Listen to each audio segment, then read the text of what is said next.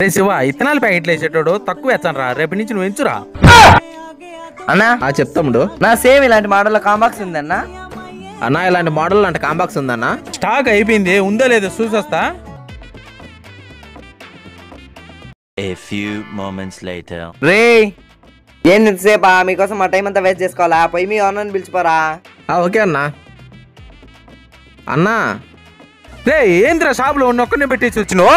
ఏం కాదులే అన్నా. అన్నా వాడు షాప్ లో ఉండేటి ఎన్ని కొట్టేస్తాడు అన్నా. నాకు తెలిసిలేరా వాడి గారి డబ్బులు ఎట్లా రాబట్టాలో. ఓకే అన్నా. ఇదిగో తమ్ముడు.